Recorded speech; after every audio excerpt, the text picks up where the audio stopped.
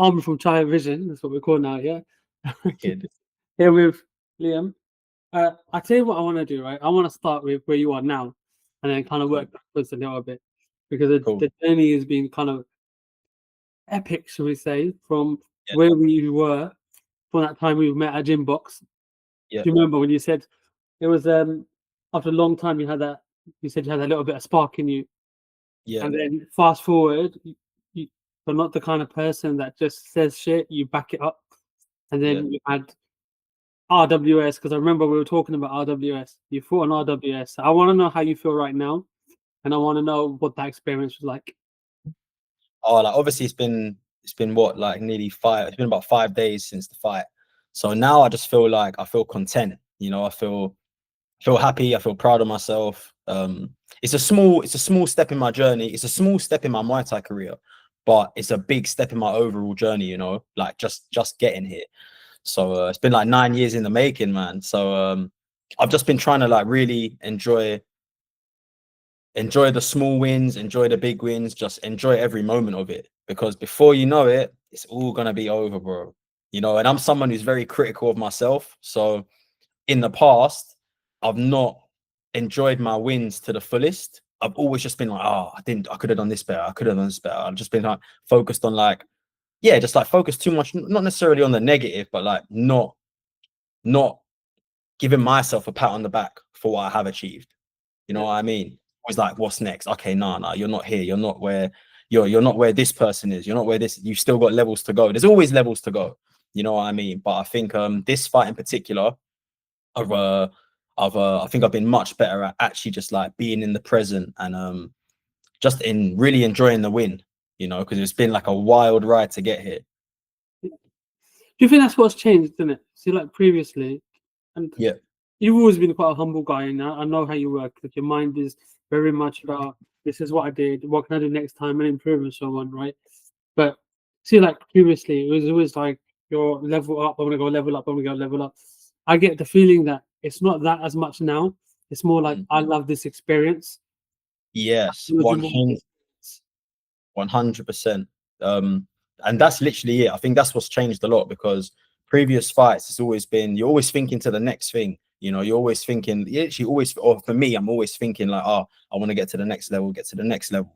But now I just want to be, whatever moment it is, I just want to be, I want to have my goals towards the future, whatever it is I want to achieve, go as far as I possibly can.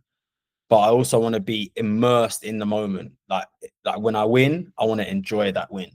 You know, because you never know how long the winning feeling is gonna last. Sometimes, like I've had fights where it's lasted like a couple of days, and I've had fights where it's lasted a couple of weeks. You know, so yeah, and it's like you're always chasing that dragon. I don't want to be continuously trying to chase that dragon. Not now. I feel like I've kind of moved past that now. You know, like now I'm just like, okay, cool. If the winning feeling's gone, it's like, okay, sweet. Like I've enjoyed it. I can let it go, and then I can move on to what's next.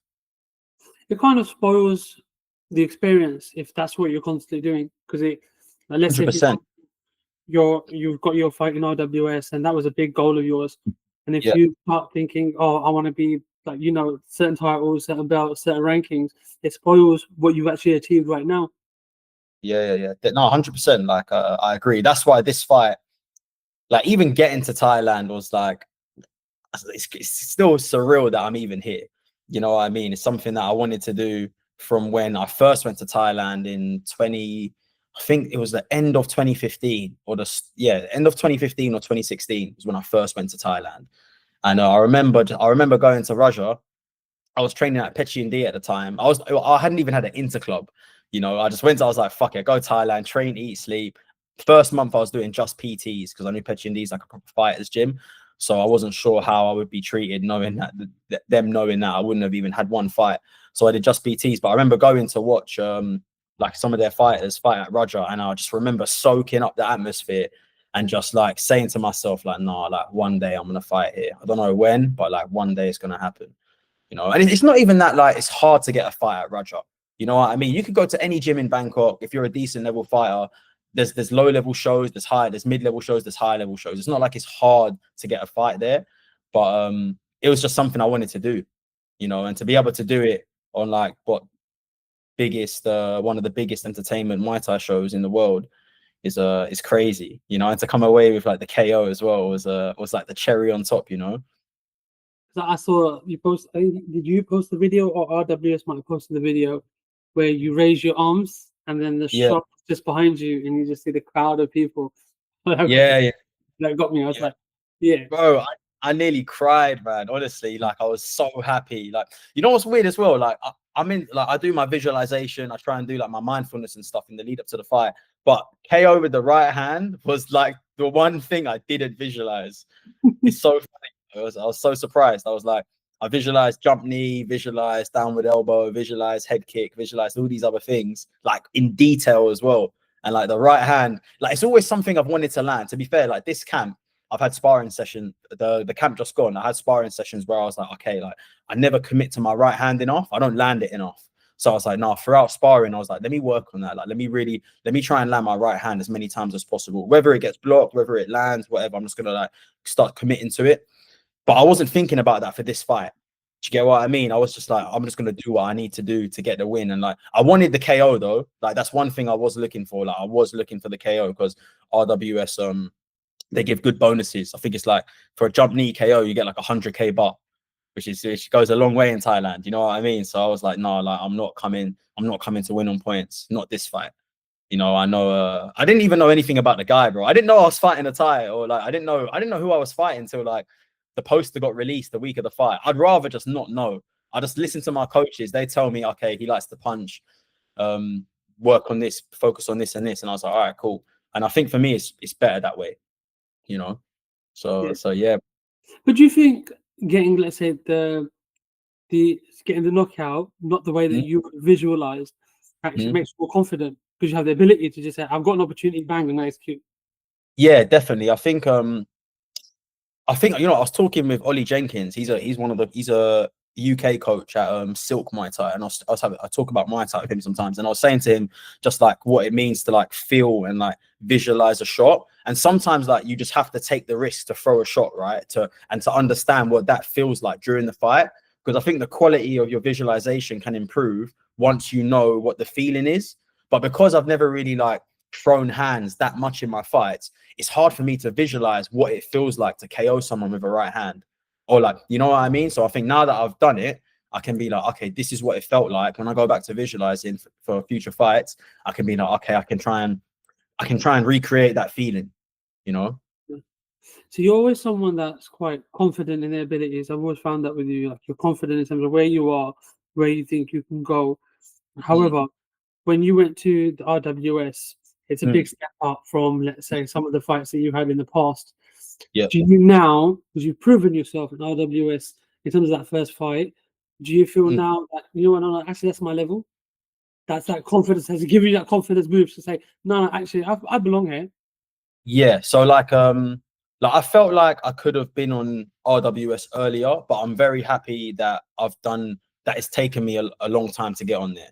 You know, I feel like I deserve to be there. And like to be fair, even it took me to get to UK #1 to really like believe that I was good at Muay Thai, which is crazy. Like when I think about it now, I'm like, fuck, like I don't even know how I managed to get so far with that mindset, because like I always had belief in my capabilities and like my potential, and I always knew I put in the work, but like internally, I didn't feel like I was that good, because obviously like I'm comparing myself and I'm like looking at where I am in comparison to like guys like Savas and other like Sajad and all these other guys who've been in Thailand long term and have been fighting like the elite of the elite.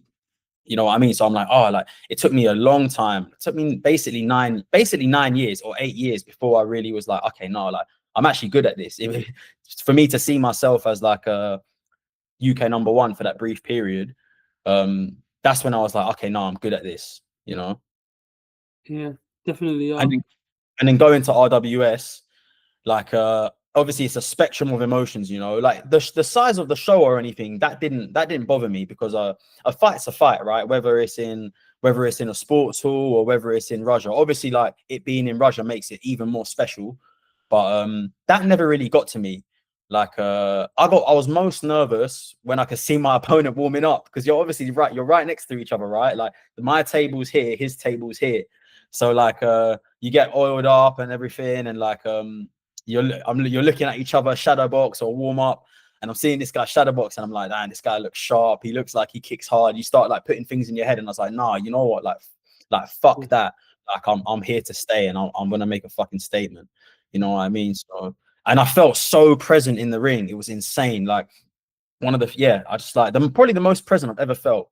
Like I've had fights where I've done stuff like, obviously so much of it's automatic when you're in the ring, but this fight I was so present. I could see like 90. You feel like you got a superpower. I was like, okay, this guy's kicks are going to be good. Thais generally have such good timing for their body kicks. I was like, fuck, am I even going to be able to check this guy's kicks? And then I started checking, and I was like, oh, sweet, got you now. Now that I know I can check you, my confidence like started getting better and better. And he was supposed to be a puncher, so I was like, okay, like if I manage my distance right, take away his ability to punch, then he's going to have to kick with me, and then I can make him miss and counter or do whatever it is I want to do, you know. And that's kind of like how the fight played out. You know, you said that you could have potentially been at RWS a lot earlier because your skill level's been really high for a long time. You could have been at RWS a lot earlier. Do you think though this is like you know how they said with the journey that you're on, you have your own path, but at the right time is when it comes. Yeah. Like the mindset now and the first skill, boom, all together. Yeah, definitely. I think everything, like I've stopped comparing myself to other people now. Like there's obviously like people who, like, it's not bad to look up to people, but if you're always looking up to people, you're basically saying to yourself you're always going to be below them. Do you get what I mean? So like there's people whose journey are people who I feel inspired by, but yeah, I just think I forgot what I was going to say, man. say say what you said again. I was talking about how like your mindset and your fight skills are all coming perfect sync now. So like for example, if you joined RWS, let's say 4 years ago, then maybe there's an element of immaturity. Does it make sense? Everything happens in divine timing, man. Like I've stopped thinking that I need to be here earlier, or I should have been here earlier than this guy or this guy. And I'm just like, no, like my path and journey is my path, and that's all I'm gonna focus on. You know, that's it. Like there's no comparing myself to others anymore, or like wondering why I didn't get certain opportunities that I would have wanted earlier. It's like, no, like if it's not meant to be. And you know what, man, another thing I clocked is it doesn't take away your own happiness to be happy for other people. Yeah. You know, and I think that's like a big thing, is that I can be happy for anyone else who gets and the kind of opportunity I'd like before me, but it don't take away from my happiness. You know what I mean? Everything will happen for me at the right time. If it's meant to be, it will happen for me at the right time. You know, and I'll take the steps day by day to get where I want to be. And if it doesn't happen, it doesn't happen. You know what I mean? It's like that saying, isn't it? When you compare yourself to other people, you steal your own happiness. Yeah. 100%. You get it. Do you know what I mean? Like how many years ago you was watching other fighters fighting RWS? You're there now. You're experiencing it. Do you see where I'm coming from? Yeah, definitely. I'd like to know a little bit about, not mindset exactly, but how your head's working, right? Yeah. Is obviously you've coached me even a little bit, and your head, you get really excited when you see how fighters fight and you see how they make them move and you break it down. And one of the things that you really were excited about when you went to Thailand was the fact that there's such a variety of this opportunity. So I'm interested to know if you've got that now, where you can actually see fighters and think that's amazing, I want to add that to my game. And are you building your game every single day from the people that you're interacting with now in terms of coaching, but you know what I mean, your gym, your network, those people that you're training with, are you picking up those pieces and then just upping your game every single time now? Yeah, 100%. I think it always comes back to like taking what works for you, discarding what doesn't, and just building on your strengths, reducing your weaknesses. Like that hasn't really changed from London, to be fair. I feel like my mindset in that respect has always been really good, even when I was training back in London. You know what I mean? So none of that really changes. I think my style's I'm starting to have a better understanding and like clearer picture on how my style is going to develop, because I obviously, like, for so long I would fight on the back foot, like most of my fights. But bar maybe like the last three or four, were predominantly all back foot.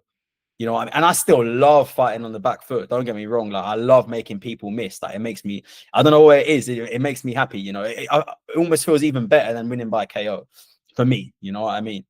But I think to win convincingly in Thailand, at least on like RWS and like entertainment shows, you have, as a foreigner, you have to have, either you got to have something different about you, or you have to be very efficient at going forward as well.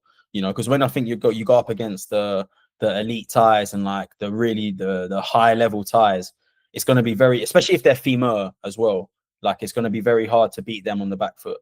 You know, so for me, it's just like I want to have both. You know, I think to be a good femur, you need to understand the weaknesses that a femur has. To be a good Muay Thai, you need to understand the weaknesses a Muay Thai has. So like for me, they're kind of opposite styles, and I want to have both. I want to have elements of both of them. You know, and I think my training at Bang Tao is like, it's definitely reflecting that a lot.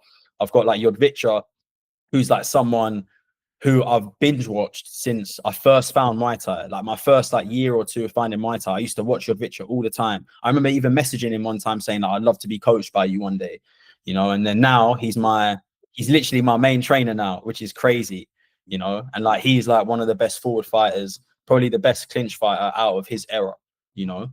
So that's wicked. And I've got another trainer called Crew Corn, who he holds pads for me. I do PTs with him and stuff, and he knows I like to fight off the back foot. He knows I like to fake a lot, and he works and kind of blends like my femur style and just adding and refining my femur style. And then when I go to the ring, I don't think about what I want to do. I just kind of let it happen now. I just let the story unfold, and then I'll go away. I've watched my fight a good few times, know where I need to tidy up. And I'm happy with how it's progressing. You know, I wanna have that mix. I wanna be able to blend femur and Muay Thai together. I don't think there's like a lot of guys who are doing that. At least not in the way that I see myself doing it anyway. You know, so yeah. That's what separates you from a lot of people. And like you said, there's no difference from how you operate here in London to how you operate there. It's just a different quality of coaches, like you said. But it's the fact that you look at stuff. And even you can hear it when you're talking now, the excitement of just learning that. That's what sets you apart. It's not about, I need to learn this because I want to knock that guy out. It's like, I just want to learn that. Yeah. It's just about improving. I think when you get so obsessed with like training for a particular guy, and it's not that there's anything wrong with game plans. Like game plans are wicked. I think it's very good to like have someone to research your opponents and understand what to do. But it's at the end of the day, it's just about improving. Every day, like every training session, like you just want to improve in something, you know. I think like one of the things I do notice is that the elite guys, like the elite Thais, their defense is so good. Like when they throw their shots, they're always back in a position where they can defend or counter very easily. And when they take shots, they don't get knocked off balance as much as like mid-level guys or lower level guys, you know. Like they get kicked and it doesn't move them as much. You know, like a really good foreigner who I like watching. I don't watch him too much, but like when I've watched him, Danny Rodriguez, I think he's the Raja champ at like 72 kilos, something like that, 70 kilo, 72 kilo. When he's always for me, he's not got the most aesthetically pleasing style, but he's so efficient, like, and he's always so balanced. And when he gets hit, he's always in a position to throw like 3 or 4 shots after he gets hit. And I think sometimes it's really easy to focus on what move or what technique you need to do, but sometimes like little things about just understanding like your weight transfer, understanding your balance, and just always putting yourself in a good position to do whatever it is you want to do. It's like just as important as adding new things to your game. It's almost like foundational, you know what I mean? Yeah, 100%. So in terms of like, obviously you mentioned a few different coaches and a few different things that they're teaching you. How do you put that together? Or you just, like you said, you just let it flow? So we were talking when we were in UK, when we did that table talk, and you were saying how you look at areas that you want to develop and look at areas of the game you want to add, but then it's kind of like putting that whole thing together. Do you have someone that does it, or do it yourself and think, I want to develop this pole, I feel like I'm weak here? How does that work?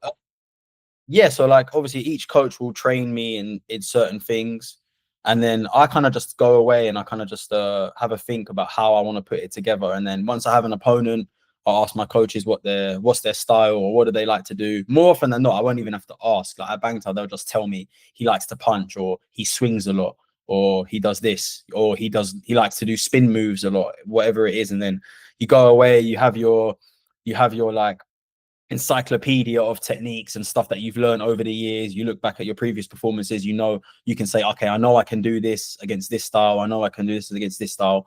What out of it will work? What out of it do I think would work best for the opponent I'm going to be facing?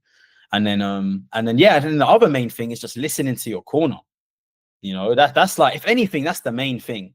You know, you never know, like, because you never know what your opponent is really going to show up with on the day. Because if they're doing the work, they're going to be improving as well. So I think it's just about being in training. It's just about being as well-rounded as you can possibly be. Like that essentially is the goal, to be a well-rounded fighter, regardless of like styles, regardless of like Muay Thai, Muay Thai, whatever it is. Like the goal is to be well-rounded in every area, you know, but it's okay to have a couple things that you love doing the most.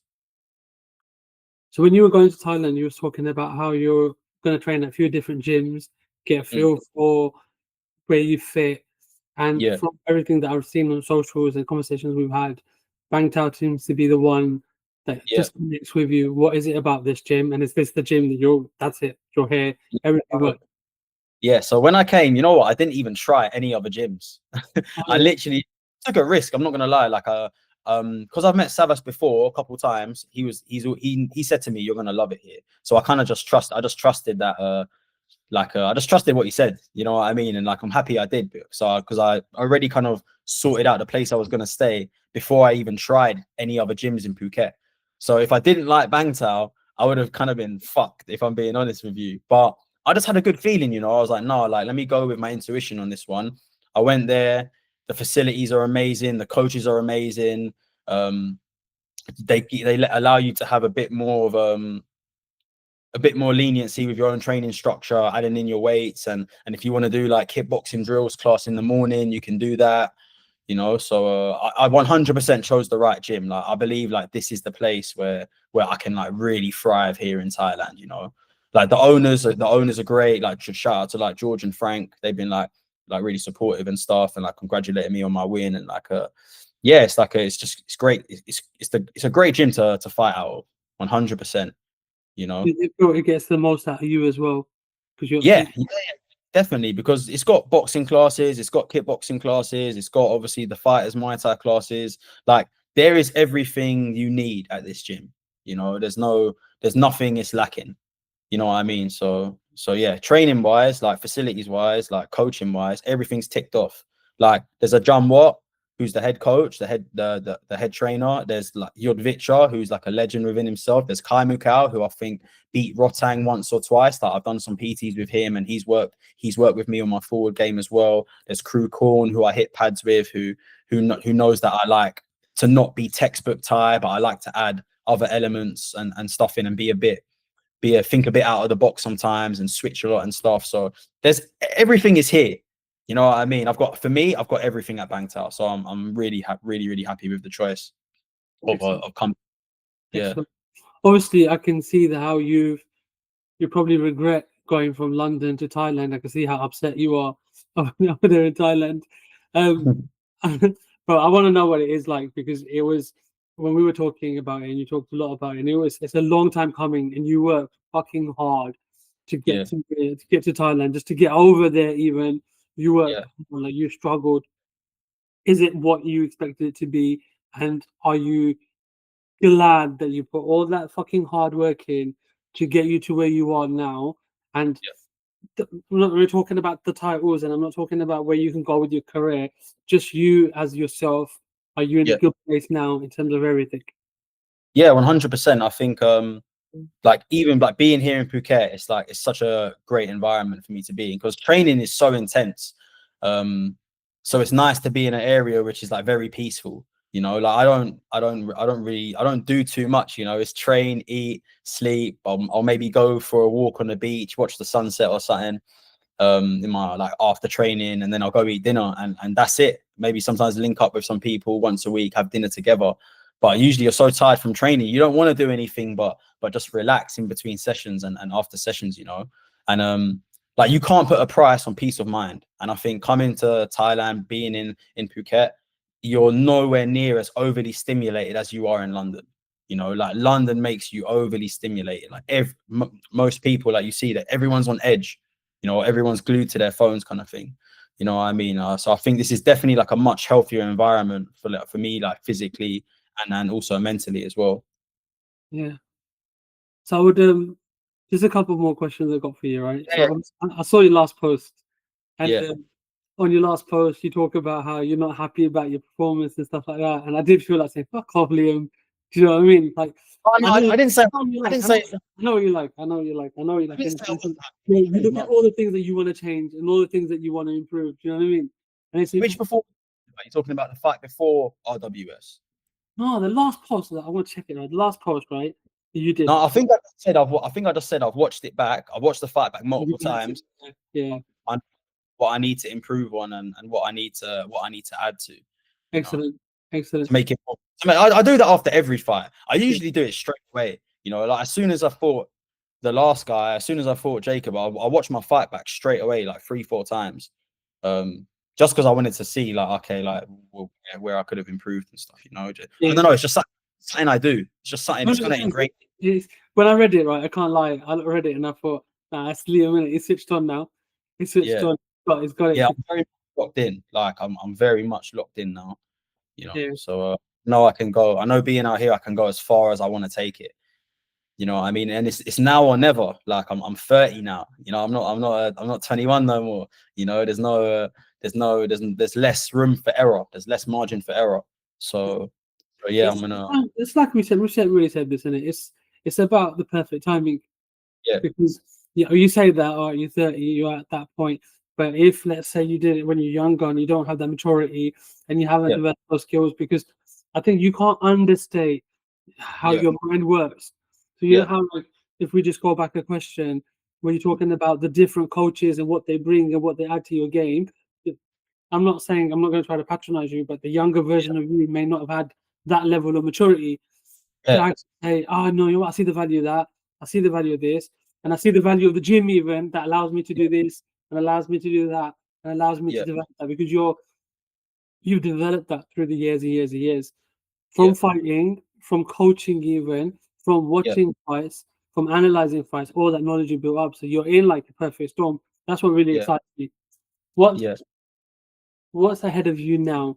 You got the RW, you had the fight in Thailand, you did really well. You had the fight in RWS, you got the knockout. Everyone, like in terms of UK, everyone's looking at you now. And I'm sure in Thailand, there's a big buzz about you as well, in terms of what you could do next. How do you plan what you do next? And how do you keep it on to like your strategy in terms of your personal growth? How does that all align? What's next? No, I think like I've always just kind of trusted I trust the John Watt to match me up right, to create the right path for me and stuff, you know. So I'm not even really thinking about that too much, if I'm being honest, bro. I'm more just thinking about, okay, like when I go back to training, it's go time again, you know. It's time to improve again, and I just want to keep getting better and better, man. That's it. Like that's all I'm focusing on. Like a John Watt, I'm pretty sure he said like most of the main guys at Bangtao, they should all be going for Roger Dumlin ranking spot soon. So that's on.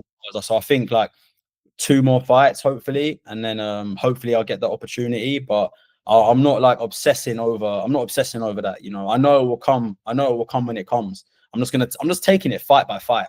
You know, whoever. I just want to get the win, be one step closer, and then I'm sure the right opportunities will come at the right time. Yeah, you know, I don't doubt that anymore. You know what I mean?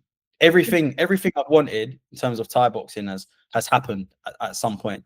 You know what I mean? Like, so now I'm like, okay, like I don't need to worry anymore. Like I am doing the right things. I am taking the right steps. You know, so yeah. How does it work in terms of like fight camps? Because like in Thailand, are you pretty much always ready to go? I don't mean like ready to go like next weekend, but are you kind of always in shape, you're ready to? There's not much difference in terms, because you never had no issues in terms of weight cuts and stuff like that.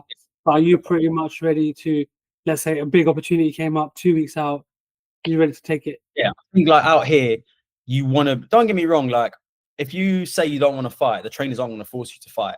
But you want to be, if you want to go far, I think you got to be at least 2 weeks out from being, 2 weeks out from being fight ready. You know, I think that's a good that's like a 2-3 weeks out from being fight ready. But you never know. Like I was talking to Dan McGowan, and like what he was saying, like Thailand can be so unpredictable.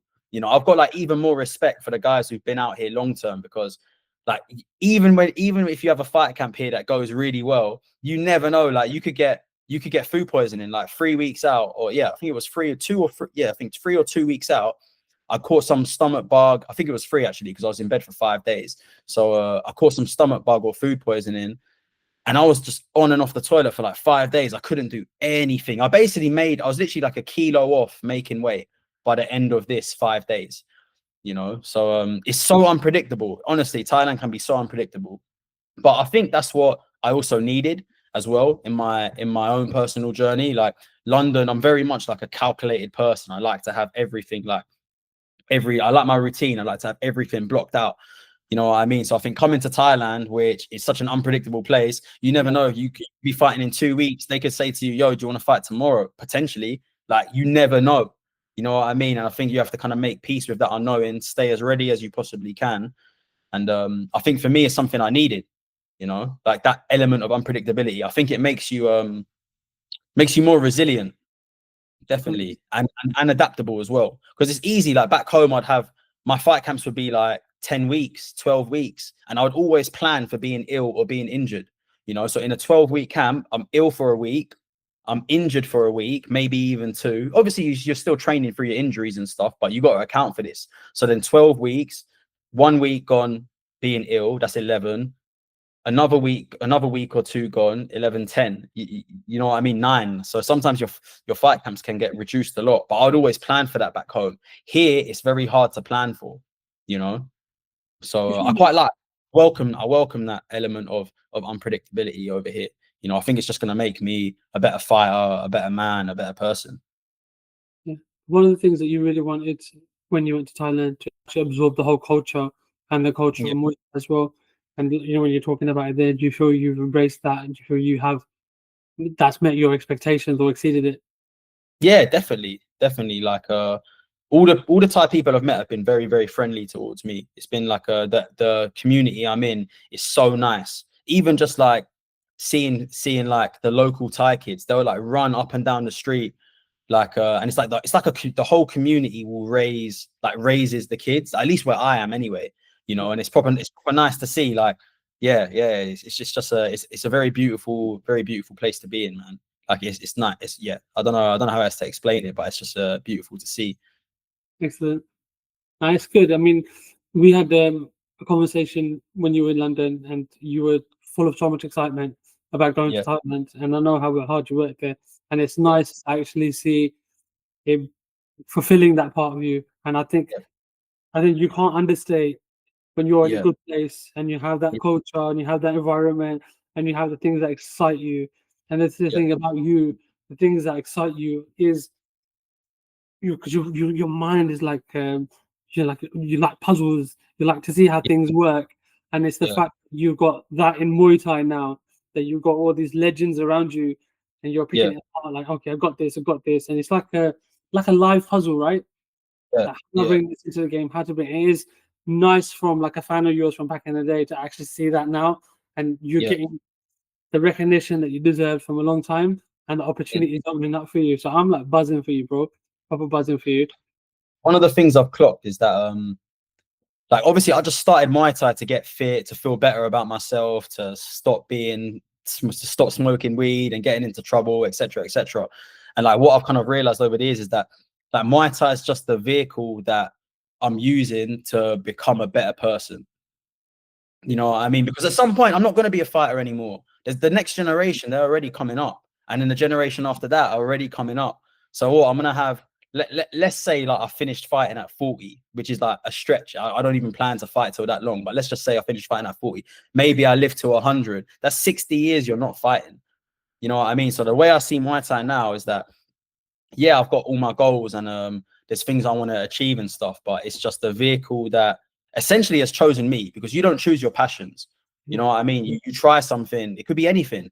Could be fucking swimming. Could be Thai boxing. Could be jiu-jitsu. Whatever it is, and you try it and you fall in love with it. And then all of a sudden you realize that this is what you want to do. So it's almost like you don't really get to choose what you're passionate about. You know, you try it and you fall in love with it, and then that thing becomes the vehicle for you becoming the person that you want to be. You know.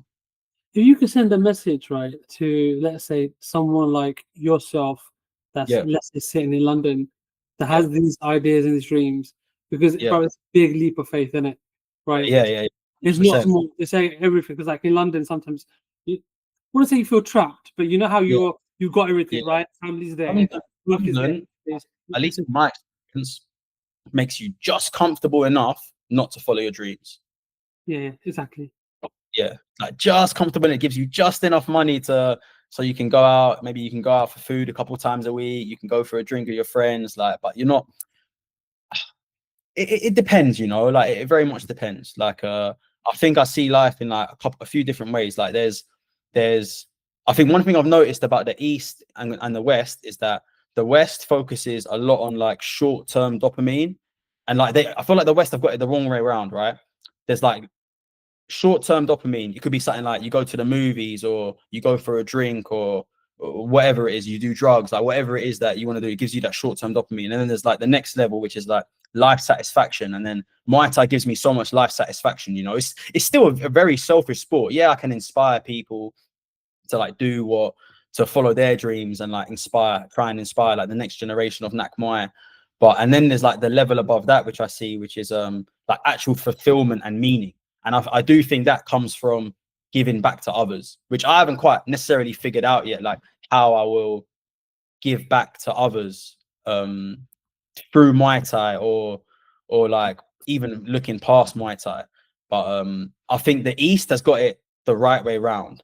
Like, they have fulfillment and meaning at the top. And like fulfillment and meaning, people, you can find that in many things, you know. For a lot of people, it's kids. You know, like you hear a lot of people say when they have kids, there's no feeling like it. There's no comparison like it. Like, they can be like a fucking annoying to raise for the first few years, but then you see them grow up and it brings you so much fulfillment and meaning.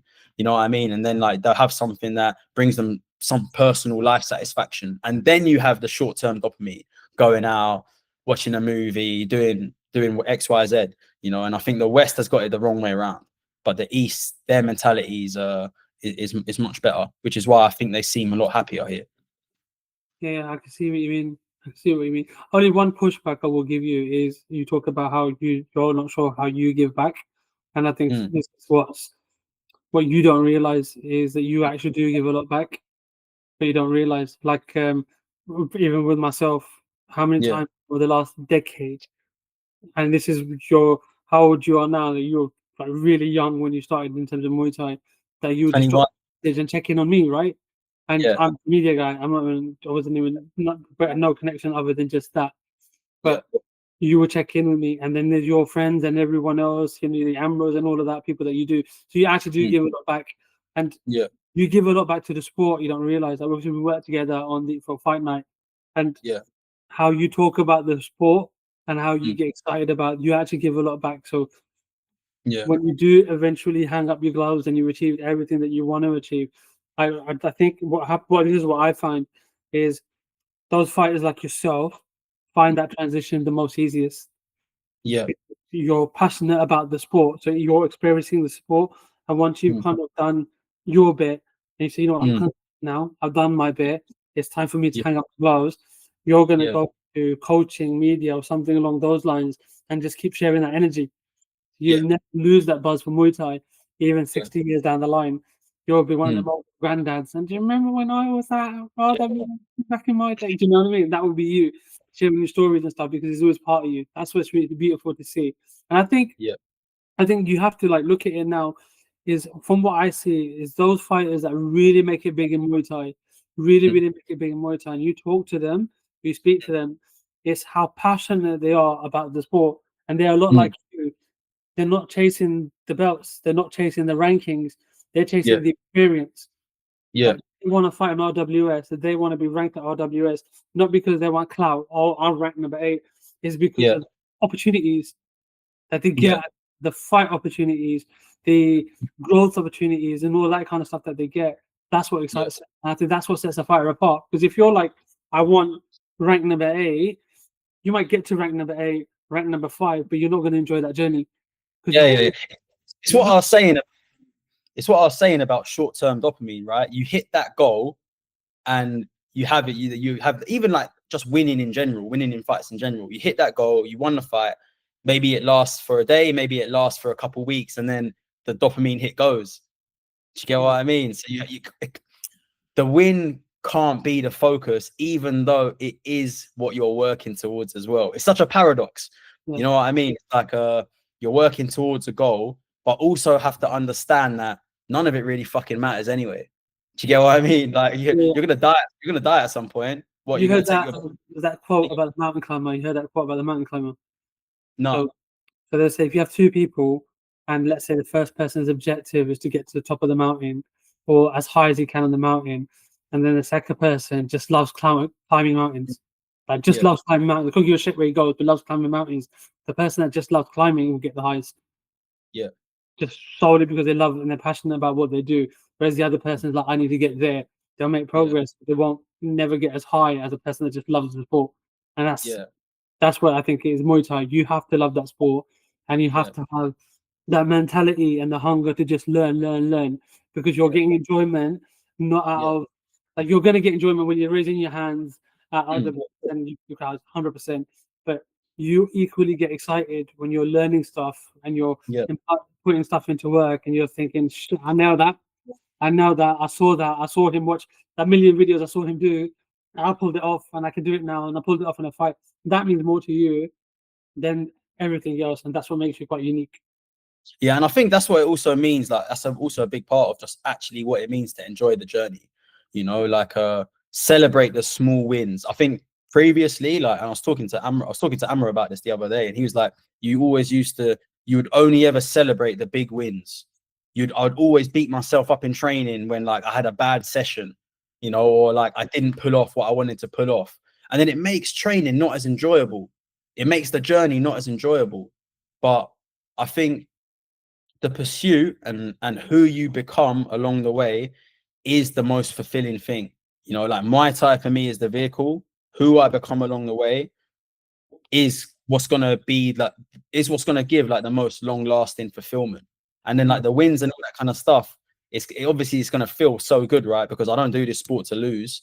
You know, like I'm not fighting to lose. You get what I mean? I'm not just like, I'm just gonna take a fight. I don't care what happens. No, like I care what happens. You know, I put my heart into this. You know, I sacrifice for this. So I'm coming for the win. But yeah, bro, you win some, you lose some. You know what I mean? Like it's not that deep. You know, you have a bad training session, it's not that deep. You didn't pull this off, it's not that deep. Like you go away, you try again tomorrow. You know? Amazing. Liam, we're going to end the interview, right? It's nice catching up with you. It's nice actually, like seeing you live that dream now. That I feel like you're there now. You're living that dream, and I'm excited to see what's next. And I'm excited to see your growth as a fighter and as an individual as well. I think it's going to be something quite special. So thanks. I think one last thing to say, like if there's anyone who maybe can relate to my journey and like they're unsure whether you're a kid or an adult and you're not sure what you want to, you know what you want, but you're kind of just on the fence, or you're not yet in a position where like you're forced to take the step, just fucking take the step. Like what is the worst that can happen? You know what I mean? For me, when I came to Thailand, the worst that can happen was, okay, I run out of money and I have to go back to London and start over again. That's the worst that can happen. I have to move back in with my parents and start again.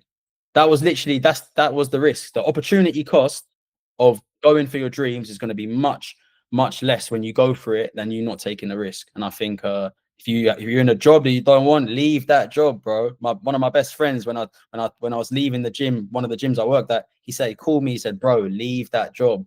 And I was nervous. I was so nervous, you know what I mean? But I fucking left it. And I was like, shit, I don't even have a job. Like I'm living off savings and shit. Didn't know what I was gonna do. But everything, like you have to take the step to get a bit of luck. You won't be able to connect the dots till you're there, like 100%. You're never going to be able to like fully piece it all together. You have to take the jump. And I think it's just something that I've noticed with anyone who's achieved anything amazing in life. They've taken the jump, they've taken the risk. You know, weigh up the pros and the cons. Like, I'm not saying like people should be going into mad amounts of debt and whatnot, but like, weigh up the pros, weigh up the cons, and like take the jump, you know, if you feel like you can. Nice. 100%. Liam, thank you, brother. Yeah, thank you, bro.